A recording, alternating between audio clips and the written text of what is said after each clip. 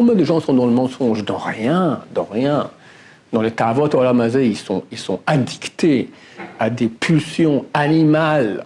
Pauvre type du pauvre type, d'accord? Minuscule, petit comme rien, loin de tout. Et toi, Baruch Hashem, tu sers Hashem. Parce que le Yetzer Hara, il est là pour nous descendre toute la journée. T'es un nul, tu resteras un nul, et terminé.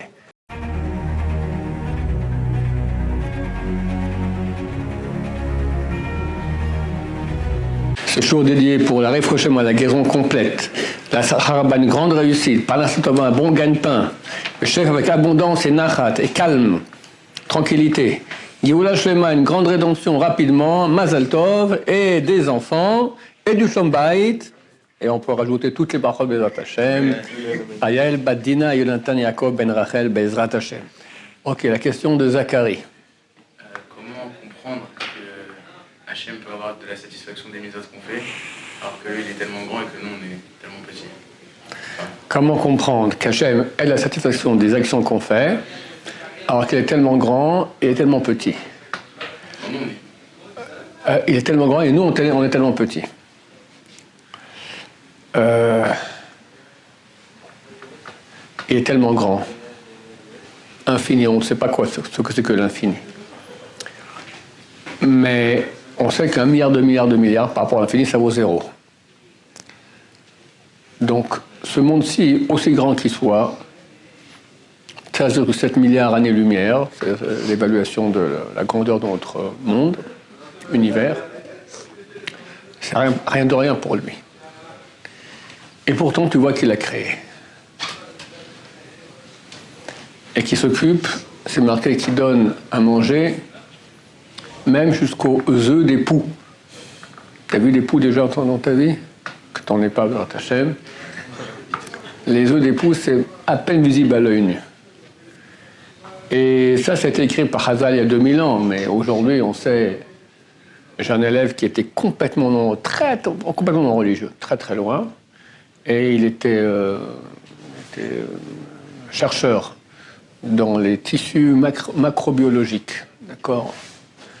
Et il a vu, je sais pas, au microscope, fois 10 000, d'accord, une perfection totale dans des tissus végétaux comme ça. Il dit, c'est pas possible, il a fait tchouva.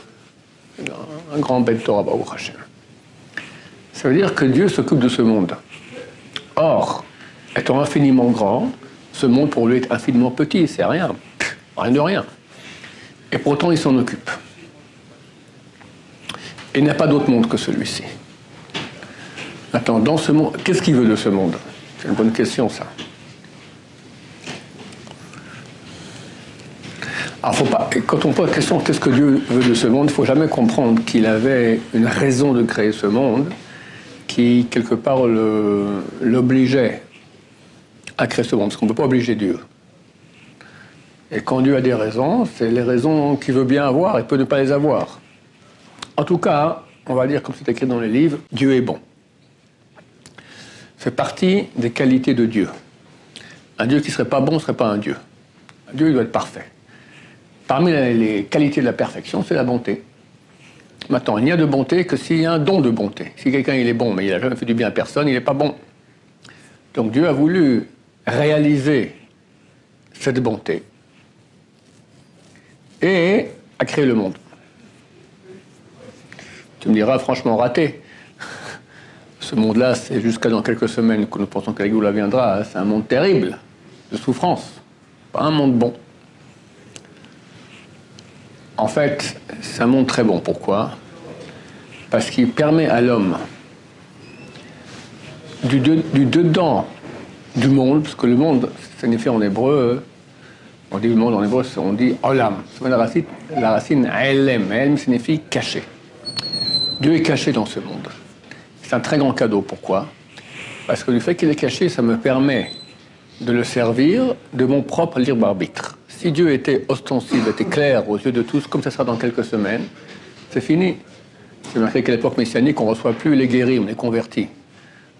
Parce que le type vient se convertir dans des gros malins. Tu travailles maintenant? Ben oui, je vois maintenant que vous êtes le peuple de Dieu, vous êtes les enfants de Dieu, la prunelle des yeux d'Akadosh Baruch Hu, il est en contact avec vous extraordinaire, je veux devenir juif. On dit trop tard, Balthazar. D'accord? Il fallait avant. Maintenant que tout le monde voit l'amour que Dieu a pour le peuple juif, que la vérité se trouve chez le peuple juif, donc tout le monde veut se convertir. Ça ne marche plus. D'ailleurs, une petite parenthèse, ça n'a absolument rien à voir. Enfin, ça a à voir, mais bon, c'est une parenthèse en deux mots.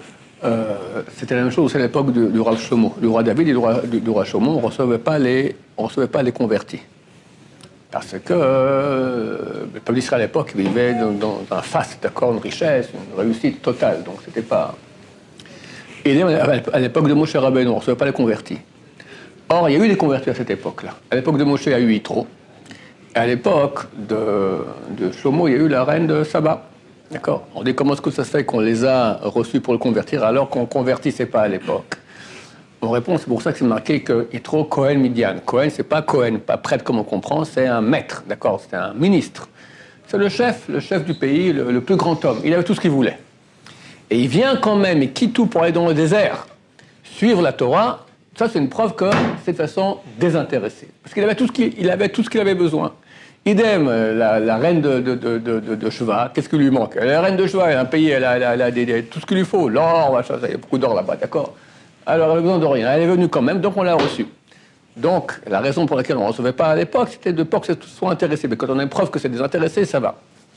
En tout cas, pour revenir à notre sujet, aujourd'hui, étant donné que Dieu est caché, tu as l'occasion extraordinaire de pouvoir refuser le mensonge et adhérer à la vérité. Et cet acte que tu fais par ton libre arbitre et par tes efforts, je souligne les efforts parce que c'est sur ça que tu as un mérite. C'est automatique, tu n'auras aucun effort. L'effort que tu fais pour te rapprocher de Dieu, il te permet d'avoir une proximité de Dieu qui vient de toi. Si la proximité de Dieu venait uniquement d'en haut vers le bas, tu n'as rien fait. Tu es un plancton, d'accord? Un plancton aussi, il joue d'une proximité de Dieu. Il a été créé, donc voilà, et plancton, d'accord? C'est pas génial d'être un plancton dans la mer. Là, par ton libre arbitre extraordinaire, tu choisis de refuser les mensonges tellement nombreux que propose ce monde. Il n'y a que ça aujourd'hui, il n'y a que du mensonge partout, d'accord? Et tu adhères à la vérité, tu deviens amoureux de la vérité, tu deviens un militant de la vérité, d'accord? C'est le plus grand cadeau qu'Hachem aurait pu nous donner. C'est ça, hein, l'acte d'amour qu'Hachem a fait. Et étant donné qu'il n'y a pas d'autre monde que notre monde, et regarde, il n'y a pas d'autre terre que la Terre, il n'y a pas d'habitants qui habitent à l'étranger, sur une autre planète, ça n'existe pas, d'accord? S'il y a des réalités vivantes, on va dire, c'est des réalités sans conscience. C'est rien, c'est même pas peut-être des végétaux, je ne sais pas. C'est pas une conscience avec un libre arbitre. C'est le seul monde qui existe. Et l'univers matériel que nous connaissons, comme j'ai dit auparavant, il fait 13,7 milliards d'années-lumière, ce qu'aucun être humain ne peut imaginer. Le chiffre, on le connaît, mais il est inimaginable. Donc l'imagination est trop petite pour imaginer un monde aussi grand que ça. C'est inimaginable. Tu sais, dans les bouquins d'astronomie, ils te montrent comme ça, ils te montrent. Tu vois la Terre avec la Lune, dans un carré. Puis après, ils font un plus grand, il fait un carré, puis le carré qu'il y avait, il devient tout petit dans le nouveau carré. Tu vois, après, avec le Soleil. Après, tu fais comme ça. À la fin, tu vois le monde entier. Mais tu perds... Ça devient tellement grand que tu perds complètement les notions. Enfin, c'est complètement inimaginable, bien qu'on connaisse ce chiffre. Et ça, c'est le monde matériel. Après, il y a des mondes spirituels, des milliers de mondes spirituels qui sont énormes. Il y a des anges qui sont plus grands que le monde entier. Et dans ce monde matériel, la planète Terre, choum davar, c'est rien de rien, un morceau de poussière. Et dans la planète Terre, tu as Am Israël. Combien c'est Am Israël? Comment ils font? Quel pourcentage de la planète Terre, messieurs, la population mondiale? Alors, je fais le calcul hier, c'est très simple. On va dire qu'on est 16 millions, c'est faux, hein. Admettons qu'on en a un peu moins. On va dire 16 millions, avec tous ceux qui sont juifs, qui ne savent même pas qu'ils sont juifs, cachés dans la Shoah, les chrétiens, etc. 16 millions. Maintenant, 8 milliards, c'est à peu près la population mondiale, d'accord? 1 millième de 8 milliards, ça fait 8 millions. Donc on fait 2 millièmes. 1/500e de la population mondiale, c'est nous. 1/500e. C'est rien. Maintenant, parmi ce 1/500e, tu as combien de gens qui sont pratiquants? Hein? Très peu. La vérité, il y a une étude qui a dit qu'aujourd'hui, dans le monde, tu as un cinquième du peuple juif qui est pratiquant. On va dire un cinquième de 16 millions, ça nous fait, messieurs, 3 millions. Parmi ces 3 millions, c'est les pratiquants, mais tu as pratiquant light et machin. Combien qui sont des Ovdei Hashem, des serviteurs de Dieu? Pas beaucoup, franchement pas beaucoup. C'est pour eux que Dieu a créé le monde. Donc, ça a une valeur extraordinaire. On a une valeur aux yeux de Dieu extraordinaire. Il a créé des millions de milliards de bestioles, de trucs, les fonds marins, des trucs qu'on ne sait même pas que ça existe. Et des planètes énormes dans le monde entier. Pourquoi? Rien que pour quelques êtres humains qui vont et qui le servent. Chaque matin, quand on fait la prière, on crée la Shrina. J'ai vu dans un livre, au début, c'est marqué, on donne les habits de la Shrina. Après, j'ai vu d'autres qui disent, on crée la Shrina. On crée la Shrina. La présence divine sur terre, elle est à terre, il n'y a plus rien. Et quand on prie le matin, tu mets le talit, tu mets les tefilin. Je vais raconter ce qu'il dit le Rabbi Yaakov. Je vais répéter, c'est très très beau. Rabbi Yaakov Hatzara, le grand-père de Baba Saleh, il écrit, regarde la grandeur du peuple Israël. Chaque matin, il y a plusieurs constructions. Il y a une construction qui se fait par la prière. Dans la prière, on a 4 mondes. Jusqu'à Baruch Shamar, c'est la Asiya, le monde le plus bas. Baruch Shamar jusqu'à Ishtabar, jusqu'à Baruch Hu, c'est la Yetzira. Après, depuis Baruch Hu jusqu'à l'Amida, c'est Bria, et l'Amida, c'est Atzilut. On monte dans le monde le plus haut, après, on redescend. Ça, c'est une construction des mondes que nous faisons par la prière. Mais une autre construction qu'on fait par nous-mêmes. Comment? Le matin, quand tu vas faire tes besoins, et tu fais Birkot HaShachar, c'est le premier monde que tu construis. Après, quand tu mets le talit, c'est le deuxième monde. Après, tfilin du bras, troisième monde. Tfilin de la tête, quatrième monde. Dit le Rabbi Yaakov, il dit, regarde, l'amour de Dieu, quand quelqu'un sur votre espèce fait ses besoins. Le matin, on fait ses besoins. Tu crées la Shrina. C'est fou. C'est fou. Combien Hachem il aime Am Israël, même cette nécessité naturelle la plus nulle qu'il puisse y avoir, tu crées la Shrina par cela. Combien Hachem il nous aime. Il nous a donné sa Torah, c'est sa pensée. Tu remarques ce qu'il fait Hachem toute la journée. Il étudie la Torah. Il nous a donné cela. Aujourd'hui, la Torah qu'on a, elle est super superficielle. Mais très bientôt, on va aller profonde. Et dans l'Olam Haba, qu'est-ce qu'on fait? On apprend la Torah. Elle est toujours plus profond. Dieu, il est infini. C'est parce qu'en Olam Haba, chaque jour sera 24 fois plus intense que le jour d'avant. On a fait sur une semaine, 24 puissance 7. Qui me fait ça? Déjà, attends, prends sur l'infini. Dieu, il est infini. Dieu, il veut nous donner, il est bon. Et il s'occupe de nous donner. Voilà. Et quand il y a un répondant, quand il n'y a pas de répondant, alors quelque part, je ne sais pas dire qu'il est triste, mais c'est raté.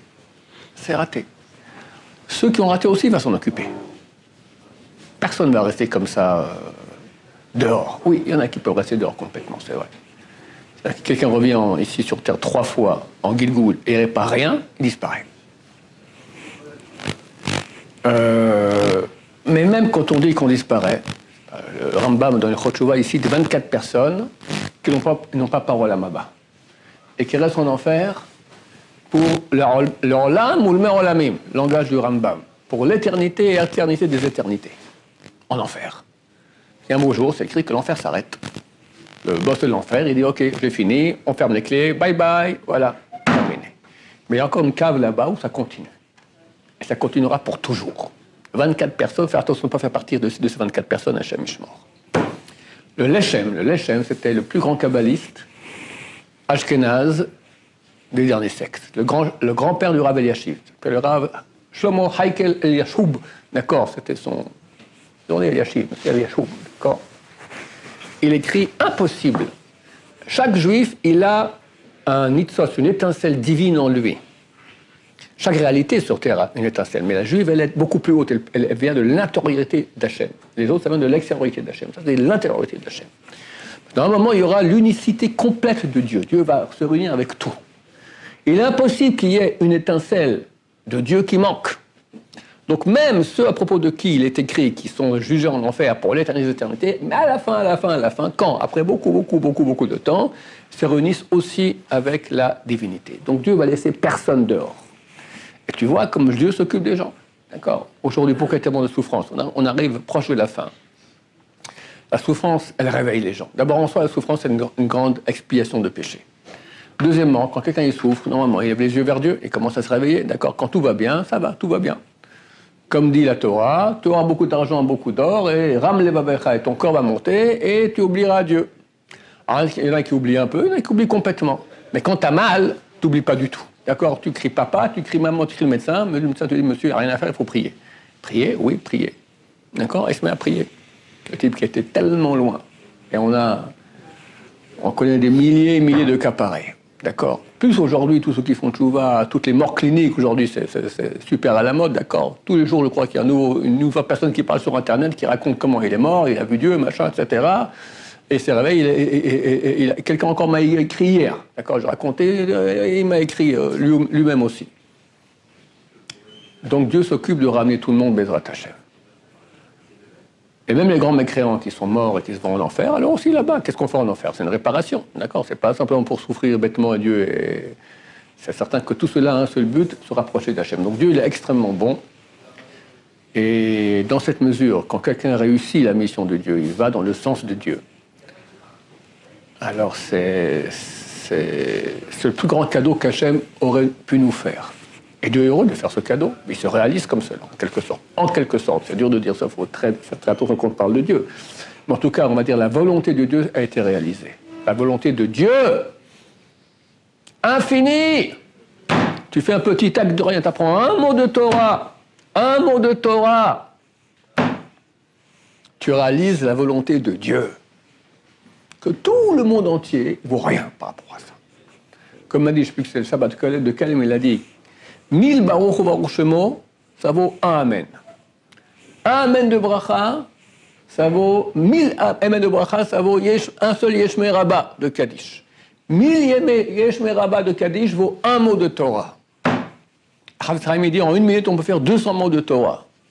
Combien c'est grand ? C'est pas un grand cadeau qu'il nous a fait. Maintenant, c'est vrai. Le Yetzirah, il est là. Quel est son job, le Yetzirah ? Nous dégoûter. Ça vaut rien. En plus, t'es nul, t'es plein de péchés. Dégage, ça vaut rien. Faux. Et puis l'habitude. L'habitude, forcément, ça, au bout d'un moment, ça, c'est marqué. Ces paroles que je te donne aujourd'hui seront sur ton corps. Pourquoi c'est marqué aujourd'hui ? Tous les jours, on doit penser que c'est aujourd'hui que Dieu nous a donné la Torah. Ok, mais c'est pas facile. Parce que l'habitude, elle est là. Tu reprends, machin, c'était des passages super intéressants, des fois des passages super inintéressants. D'accord ? C'est pas, des fois c'est dur. La vérité, tout, si on rentre profondément en comment, ça, tout devient intéressant, c'est clair. Mais bon, on n'a pas toujours la pêche, etc. C'est la bataille contre le Yetzirah qui veut nous montrer cela tout gris, tout noir, tout terrible. D'accord ? Mais est-ce qu'il pense de façon conceptuelle, est-ce qu'il peut y avoir une chose plus grande que la parole d'Hachem ? Et que Dieu me dit de faire quelque chose, et je le fais, je réalise une volonté divine.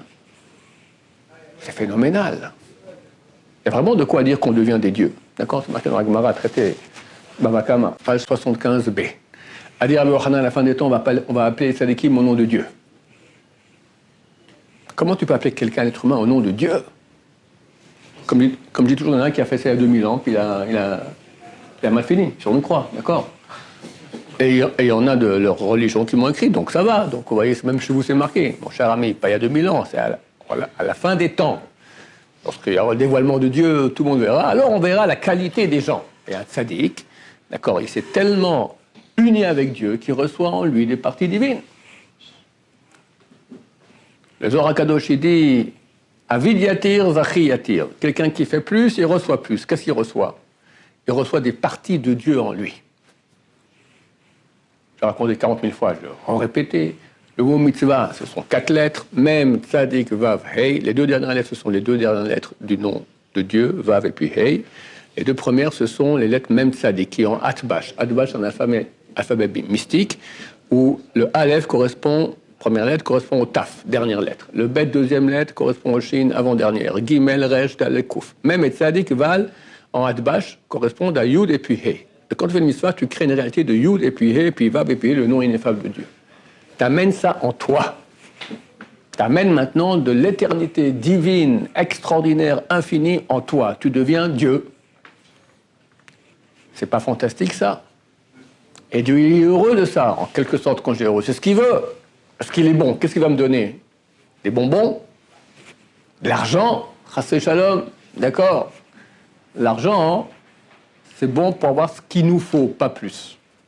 Le plus d'argent, il est très dangereux. Quelqu'un commence à croire pour quelqu'un, quelqu'un commence à se prendre pour quelqu'un, alors qu'il n'a rien fait, c'est Dieu qui lui a donné l'argent. Et tout le monde autour lui fait des salam alek, et il se prend encore pour quelqu'un. Il sait que c'est le mensonge, mais il s'habitue, on s'habitue. Il sent salam alek, il devient pauvre type, d'accord? Et puis il a un ami qui a un peu plus de milliards que lui, alors il est super jaloux, il est hors de ses pantoufles, il est hors de sa vie, il est dehors, d'accord? Il a raté. C'est dangereux, c'est très dangereux. Il y en a qui réussissent, qui ont beaucoup d'argent et qui réussissent à être des gens extraordinaires, mais c'est très rare. Là, c'est humble. Humble, une humilité, donner à tzedaka beaucoup. Tu as beaucoup d'argent, il faut donner beaucoup de tzedaka. Beaucoup plus que 20%. Donc, Dieu veut donner beaucoup plus que cela, il veut donner lui-même. Voilà, donc quand on pense à ces choses-là, et on les répète, et on sait cela, et on sait à quel point Hachem nous aime. Aujourd'hui, les gens sont dépressifs. Si je ne vois pas d'autre solution que penser, répéter 100 fois par jour à quel point Dieu nous aime, nous adore, nous choisit, on est la prunelle de ses yeux, c'est une source de joie extraordinaire. De joie extraordinaire. Une fois, l'Arben Sion, il sortait d'un mariage, et un type qui va le voir, un Baal Tchouva, il lui dit, j'ai pas la forme, je suis un peu déprimé. Il lui dit, mais tu te rends compte, tes copains, il y a quelques années là, ils font quoi? Ils sont toujours hors de la Torah. Et toi, tu es dans la Torah, tu es la Torah, mais tu devrais danser du matin au soir non-stop. Danser. Je crois comme il a commencé à danser avec lui. D'accord? Baruch Hashem, combien de gens sont dans le mensonge? Dans rien. Dans les Tavot Olam Hazeh, ils sont addictés à des pulsions animales. C'est combien de gens sont addictés aux trucs sexuels comme ça, mais ils pensent à ça toute la journée. Quand on était jeune, j'avais quel âge? 13, 14, 15 ans, à l'école, on avait une bande dessinée. SMP. Un gars ça s'appelait « Je ne pense qu'à ça ». Très vrai. Il ne pense qu'à ça.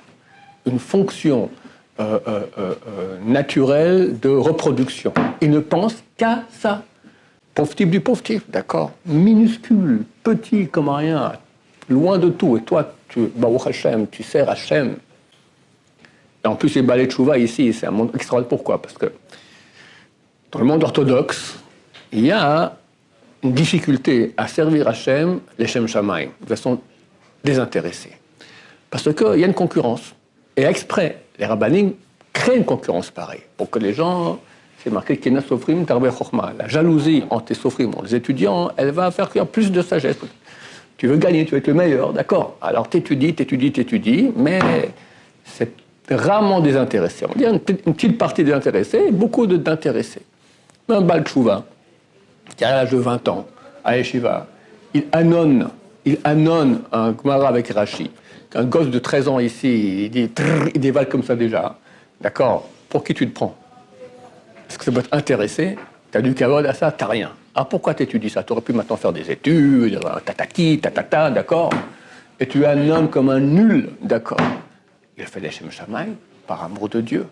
C'est une Torah c'est une qualité extraordinaire. C'est très dur de trouver aujourd'hui quelqu'un qui étudie la Torah, les Shem Shamaim, 100% par amour de Dieu. Mais dans le monde des balais de Tchouva, c'est très courant. Donc c'est une Torah qui a une valeur extraordinaire. Maïmonide, il écrit que pour un qui fait Tchouva, Dieu peut sauver le monde entier. Tu comprends? Quelle valeur on a? Voilà, il faut bien s'en imprégner, parce que le Sahara, il est là pour nous descendre toute la journée. T'es un nul, tu resteras un nul, et terminé. Non, mon cher ami, je suis aimé par Dieu. Regarde comment Dieu, il m'a sauvé. J'étais où et où je suis aujourd'hui? Là, je suis à de Ravron Shaya. Non, je rigole. Ah là là, Baruch Hashem. Alors voilà, il faut sans cesse se rappeler de la grandeur que nous avons, à quel point on est précieux aux yeux de Dieu et combien il nous aime. Comme ça, on a beaucoup plus de bonheur et de joie et on fait les choses avec amour parce que Dieu, ce même Leshem, ce même kabbaliste, d'accord, le Rav Eliashiv, il dit, quand on fait une mitzvah, il y a l'effort que tu as fait la mitzvah. Mais il dit, cela a beaucoup moins d'importance aux yeux de Dieu que la tchouka, que l'amour que tu avais en faisant la mitzvah. Alors, quelqu'un qui vient maintenant et tu lui as sa page de Torah, ok, tu as du mérite, très bien, mais quand tu fais avec amour de Dieu, parce que tu sens qu'Hachem, il t'aime, donc ça crée aussi chez toi un amour en retour, tu te sens aimé, ça a beaucoup plus d'importance que la mitzvah elle-même. Donc, mettre un grand accent là-dessus. Et c'est difficile. Parce qu'on croit que si on fait l'action, c'est terminé. Oui, l'action, elle est faite, mais ce n'est pas l'essentiel. L'essentiel, Dieu, c'est une histoire d'amour. Comme dit la Gemara, Ahmana libaba, et Dieu veut le cœur. Histoire d'amour. Rabbi Akiva a dit, si tous les livres sont saints, le Shirachirim, le Cantique, c'est le saint des saints. Histoire d'amour passionné. Entre un homme et une femme, c'est un exemple par rapport à Israël et Dieu. Histoire d'amour passionné. On doit être des passionnés d'Hachem. Comme dit le Rambam, comme un homme qui est tombé amoureux d'une femme et il y pense sans cesse. Quand il se lève, quand il se couche, quand il boit, quand il dort, il fait ouh, il n'est pas là, il est avec elle, d'accord? Plus que cela sera l'amour des Juifs qui aiment Hachem. C'est un niveau, mais c'est une histoire d'amour extraordinaire. Voilà. C'est ce que Dieu a voulu. C'est pour ça que le monde a été créé, pour cette relation extraordinaire. Oui. Tout à l'heure, vous avez dit que les Juifs venaient de l'intériorité d'Hachem et que les Juifs de l'extériorité. Ouais. Je n'arrive pas très bien à comprendre comment Dieu peut avoir une extériorité. C'est-à-dire qu'il y a une limite sur ce C'est pas, quand on parle de Dieu, on ne parle pas de Dieu. Il y a Dieu dans sa réalité intrinsèque et ça, on n'en parle jamais. On n'a même pas le droit d'en parler. Maintenant, Dieu a voulu agir dans ce monde-là. Donc, il a fait une immanence, il a créé de lui-même une réalité qui a un nom.